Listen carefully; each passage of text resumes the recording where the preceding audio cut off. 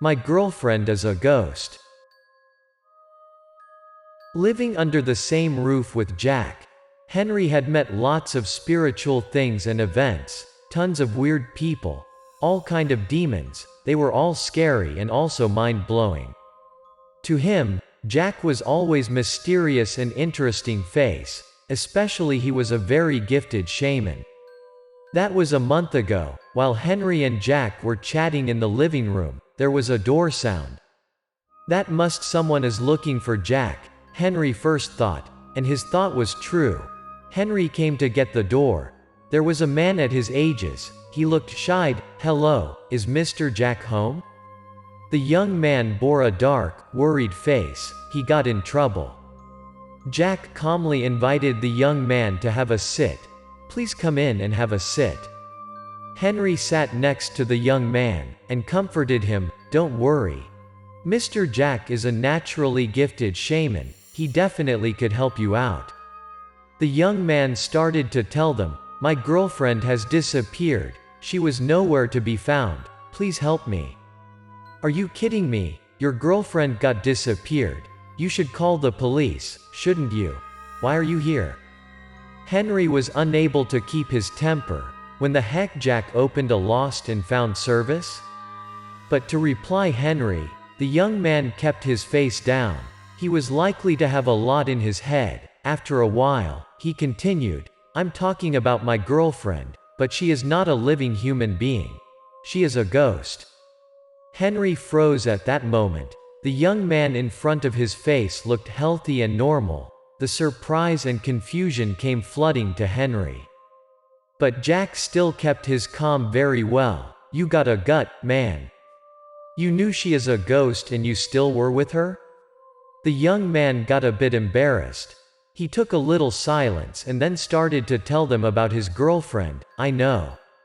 You might not believe me. His name is Lucas, like other young people. Lucas got a white-collar job in the city. He rented a 30 square meters apartment to live in.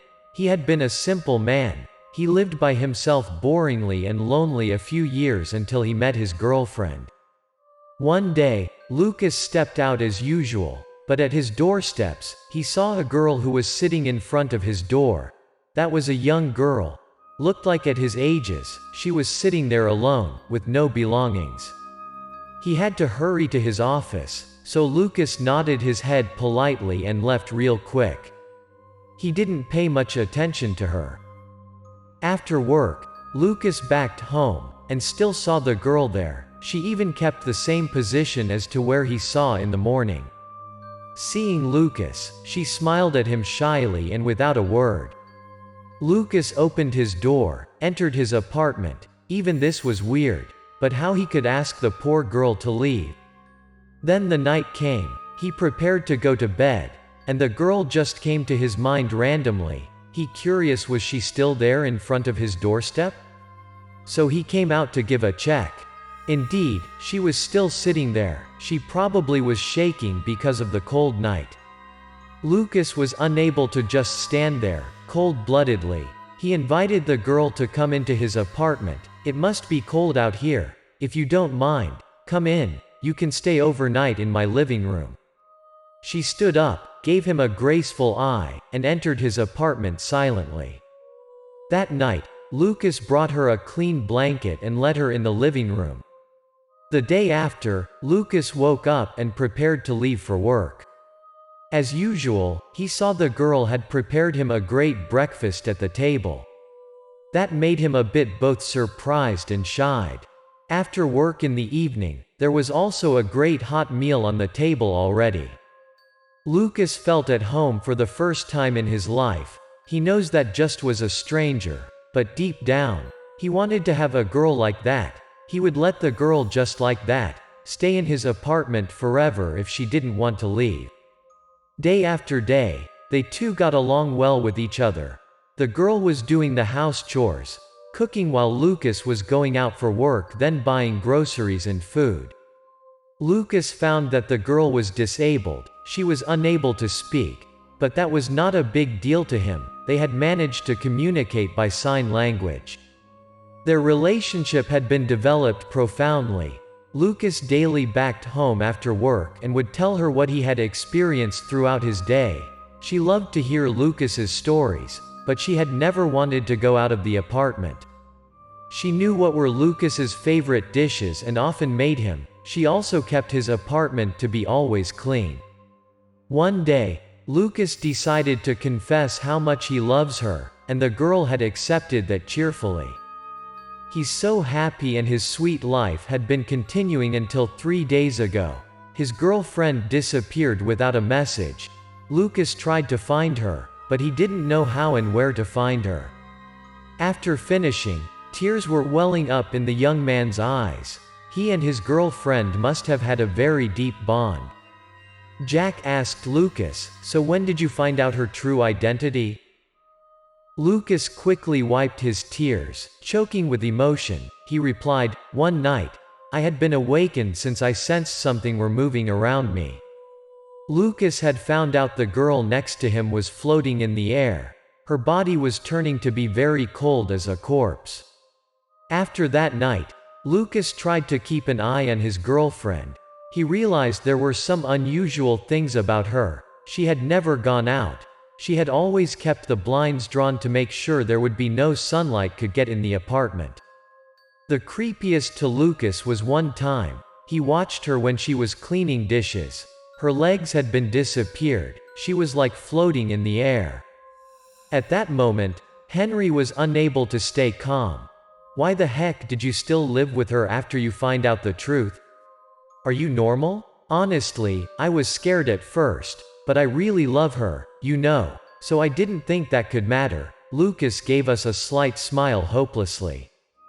Jack kept asking about the girl. "Your girlfriend is a ghost, so her disappearance is just sooner or later. You should prepare for this situation, you know." Lucas kept silent, looked face down. He didn't want to leave his girlfriend seemingly.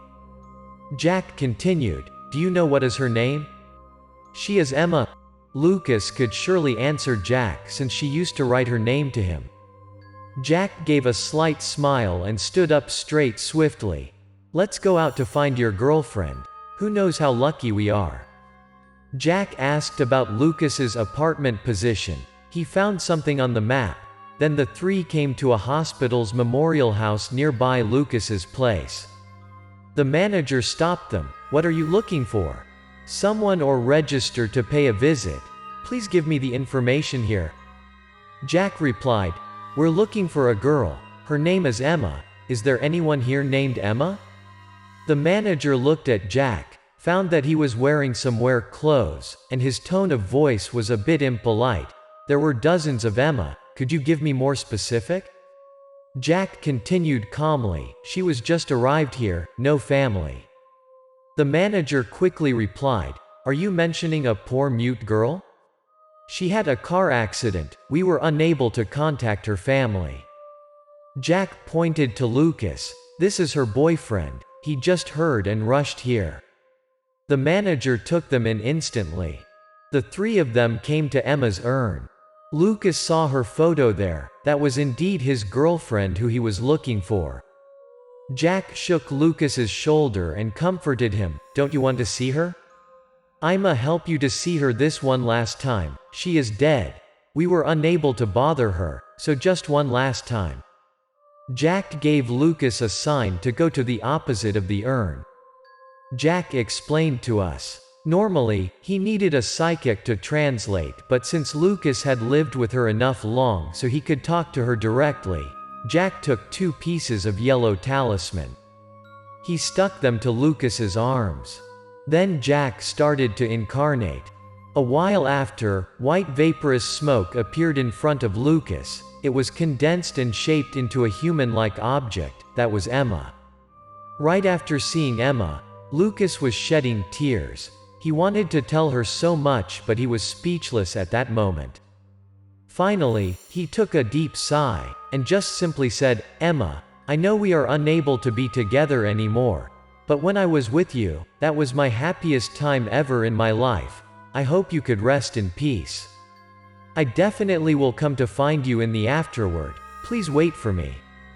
He promised. Emma's tears fell down. She looked at him and gave him a sweet smile. Only Lucas could understand her at that moment. The smoke was fading out, then disappeared in front of them. Henry got reddish eyes when seeing their love, which touched his heart. Jack came close to Lucas and tried to cheer him up. She is a good girl, but you know, human beings and ghosts are unable to live in the same world. I believe both of you could find your own happiness. Finally, this is a clear separation between life and death. You're walking in two different paths.